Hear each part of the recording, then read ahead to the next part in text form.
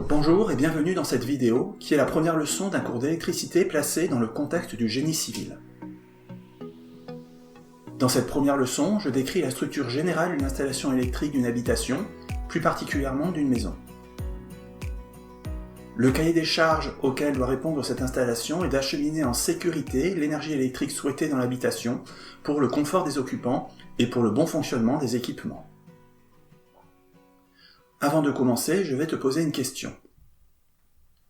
Qu'appelle-t-on en France fournisseur d'électricité? Est-ce une société qui produit de l'électricité? Réponse 1. Une société qui achemine l'électricité depuis un cycle de production jusqu'à l'utilisateur final? Réponse 2. Ou est-ce une société qui commercialise l'énergie électrique auprès de ses clients? Réponse 3. Je te laisse réfléchir un bref instant et je te donnerai la bonne réponse en fin de vidéo pour que tu puisses vérifier. Nous allons à présent nous concentrer sur l'installation électrique d'une maison individuelle récente bâtie sur un petit terrain comme celle-ci. Avant de commencer, je précise qu'il existe plusieurs variantes et que je vais présenter le type d'installation qui est de loin le plus courant en France. C'est aussi le plus simple et, il t'aidera à comprendre plus facilement d'autres types d'installations un peu plus compliquées. Alors, quels sont les principaux éléments d'une installation électrique domestique et à quoi peuvent-ils bien servir? Sur ce dessin, tu peux voir un poste de distribution électrique qui se trouve dans le domaine public. Sa fonction est de transformer une haute tension, par exemple de 20 000 volts, en une basse tension de 230 volts qui est en France la tension délivrée par le réseau de distribution à l'abonné. Sur cette représentation, la haute tension est pour l'instant représentée en rouge et la basse tension de 230 volts est représentée en bleu. L'installation électrique individuelle commence au point de raccordement, qui constitue une dérivation sur laquelle est branchée l'installation qui nous intéresse maintenant. La liaison au réseau relie le point de raccordement au coffret coupe-circuit principal individuel. Dans le cas d'un immeuble comportant plusieurs logements, ce coffret porterait le nom de coffret coupe-circuit principal collectif. Il se situe en limite de propriété, il comporte des fusibles pour la protection de la ligne et permet au gestionnaire du réseau de distribution de découpler l'installation individuelle du réseau public en cas de besoin. Le coffret coupe-circuit principal individuel est ici relié au bâtiment par la dérivation individuelle qui passe, dans cet exemple, par un conduit enterré renfermant un fourreau flexible et étanche, en abrégé TPC pour tube pour protection des câbles. Ces fourreaux disposent généralement d'une double paroi. La paroi intérieure est lisse pour faciliter le passage des câbles, et la paroi extérieure est annelée pour en améliorer la résistance mécanique. Les gaines électriques enterrées sont signalisées par un grillage avertisseur de couleur rouge. Tu peux en voir ici un exemple. Sitôt après leur entrée dans le bâtiment, les fils électriques sont reliés à un appareil de mesure qui indique et enregistre la consommation électrique en kWh. Ceci permet aux fournisseurs d'électricité d'établir la facture. Les compteurs électriques sont la propriété des collectivités territoriales et sont exploités et maintenus par le gestionnaire du réseau de distribution. En France, il existe plusieurs gestionnaires de réseaux de distribution en fonction de la zone géographique. Le plus gros, avec 95% de la distribution, est Enedis, une filiale d'EDF Électricité de France. Vient ensuite l'appareil général de commande et de protection, aussi appelé disjoncteur de branchement ou disjoncteur général. Il permet de couper facilement l'alimentation de toute l'installation électrique depuis l'intérieur du bâtiment. Il protège aussi contre de possibles anomalies dans l'installation, mais il n'est pas suffisant pour garantir la sécurité des biens ou des personnes. L'appareil général de commande et de protection appartient au gestionnaire du réseau de distribution. Il marque la limite entre les domaines publics et privés. Cette limite constitue ce qu'on appelle le point de livraison. Tous les éléments de l'installation situés en aval du point de livraison sont à la charge de l'occupant. Une installation électrique est soumise à des normes. La norme NFC 1400 définit les règles d'installation d'un réseau de distribution publique. Elle est donc réservée aux distributeurs. La norme NFC 1500 régit les installations électriques basse tension qui se trouvent en aval du point de livraison. J'aurai l'occasion, dans la suite du cours, de te parler de différents aspects de cette norme. Pour la partie amont des raccordements, c'est la norme NFC 11201 régissant les réseaux de distribution publique d'énergie électrique qui s'applique. Après le point de livraison se trouve le tableau de répartition principal qui constitue le point de départ des différents circuits électriques de l'installation, circuits de chauffage, d'éclairage, de prise, etc. Le tableau de répartition comporte des dispositifs assurant la sécurité du matériel et des utilisateurs. On y trouve des disjoncteurs, qui sont des dispositifs coupant le courant d'un circuit lorsque l'intensité excède une limite de sécurité. On trouve aussi des interrupteurs différentiels qui coupent le circuit en cas de fuite de courant. L'utilité et le fonctionnement des disjoncteurs et des interrupteurs différentiels seront précisés plus tard. On peut trouver au sein du tableau de répartition un parafoudre, un détecteur d'arc, ainsi que d'autres dispositifs assurant des fonctions de commande et de programmation. L'appareil de mesure, le disjoncteur de branchement et le tableau de répartition se trouvent dans un espace dédié dénommé Espace technique électrique du logement. Dans cet espace sont aussi rassemblés un tableau de communication qui regroupe la box Internet, des switches Ethernet, des amplificateurs pour la radio ou la télévision, et des installations de vidéoprotection, d'alarme anti-intrusion, etc. L'ensemble des dispositifs prenant place dans l'espace technique électrique du logement constitue la gaine technique de logement. L'installation comporte ensuite des conduits électriques à l'intérieur desquels sont disposés les fils ou les câbles. Un câble rassemble plusieurs fils. Des dispositifs de connexion comme des boîtiers de dérivation qui permettent de réaliser les jonctions entre différentes branches d'une ligne. Des appareils de commande comme des télérupteurs ou des interrupteurs. Et bien sûr, l'installation se termine par les appareils d'utilisation, aussi appelés récepteurs. Un récepteur transforme l'énergie électrique en une autre énergie. Par exemple, une lampe transforme l'électricité en lumière. Un moteur transforme l'énergie électrique en énergie mécanique. Ah oui, j'allais oublier un point important et même essentiel. L'installation comporte aussi une liaison équipotentielle, qui est un fil relié à la prise de terre de l'habitation. La gaine de ce fil est de couleur vert et jaune. La liaison équipotentielle permet au courant de fuite ou de défaut de s'écouler vers la terre. Il s'agit donc d'un dispositif de protection. Toutes les masses métalliques d'un bâtiment doivent être mises à la terre en les raccordant à la liaison équipotentielle. Concrètement, la prise de terre d'une installation électrique peut se présenter sous différentes formes.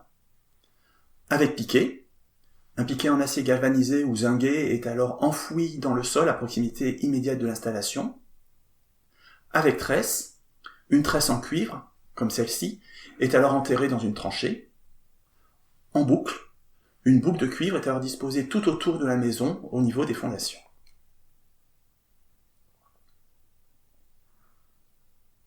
J'ai pour l'instant décrit successivement les différents éléments de l'installation. Je vais maintenant te montrer plus en détail la structure des circuits électriques de cette installation. Repartons de la sortie du poste de distribution. On y trouve en fait 4 conducteurs, le neutre et 3 phases.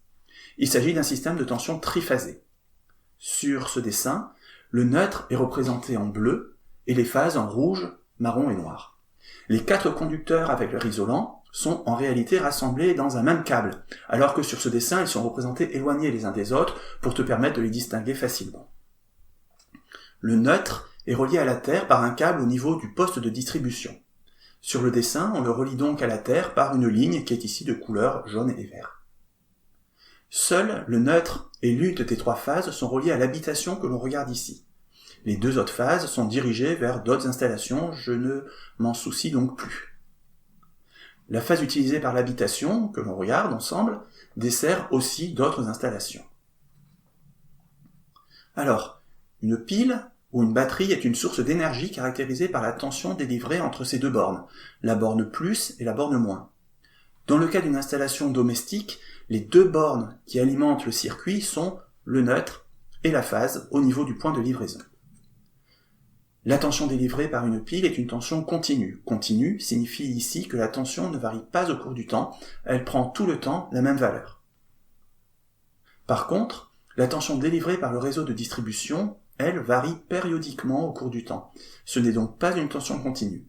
il s'agit d'une tension sinusoïdale alternative, dont tu peux voir la variation en fonction du temps sur ce diagramme. Partant de 0, la tension augmente jusqu'à une valeur maximale que l'on appelle amplitude. Puis elle diminue, passe en dessous de 0 pour atteindre la valeur minimale de la tension, qui est égale à moins l'amplitude, puis elle augmente, passe par 0 et ainsi de suite périodiquement. En France, l'amplitude de cette tension sinusoïdale délivrée par le réseau de distribution vaut, à 10% près, 325 volts, soit une amplitude crête à crête de 2 fois 325, 650 volts. La fréquence de cette tension est de 50 Hz, ce qui signifie qu'il y a 50 cycles par seconde, ou que la durée d'un cycle est de 20 millisecondes. À partir de l'amplitude, on définit la valeur efficace de la tension qui est égale à l'amplitude divisée par la racine carrée de 2.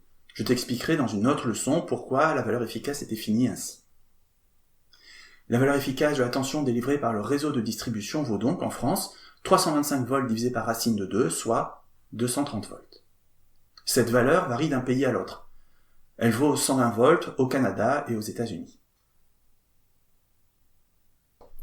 Prenons l'exemple d'une installation comportant pour l'instant seulement 2 récepteurs, une lampe et un lave-linge comme sur ce dessin. Chaque récepteur doit être branché entre la phase et le neutre, de telle sorte qu'il soit soumis à une tension de valeur efficace égale à 230 volts. La gaine du conducteur de neutre est toujours de couleur bleue, celle d'un conducteur de phase est en principe de couleur rouge, marron ou noir. Les fils du neutre sont donc représentés sur ce dessin par les lignes bleues, ceux de la phase par les lignes rouges. La valeur efficace de la tension entre le fil neutre et le fil de phase est partout environ égale à 230 volts. Pour des raisons de sécurité, les enveloppes des récepteurs sont reliées à la terre par l'intermédiaire de la liaison équipotentielle de protection. La liaison équipotentielle est représentée ici par les lignes vertes. On a souvent intérêt à représenter l'installation ou une partie de cette installation par un schéma simplifié permettant de visualiser facilement les liaisons entre les différentes parties de l'installation. On représente la source de tension par ce symbole, qui rappelle que la tension est sinusoïdale. Voici le symbole d'une lampe, et on utilise ce symbole-ci pour le moteur du lave-linge. Les 2 récepteurs sont branchés chacun entre la phase et le neutre, comme ceci. Souviens-toi qu'au niveau du poste de distribution électrique, le neutre est relié à la terre. On représente donc sur le schéma cette liaison entre neutre et terre, la terre étant indiquée par ce symbole-ci. Ceci constitue le schéma électrique de base qui sera utilisé dans la suite. Rajoutons par exemple une prise électrique et un radiateur. Voici le schéma complété. Ainsi qu'une représentation du même système, les fils étant juste disposés différemment. Les connexions entre les différentes parties sont exactement les mêmes. La source de courant se situe bien au niveau du point de livraison, c'est-à-dire à la suite du disjoncteur de branchement.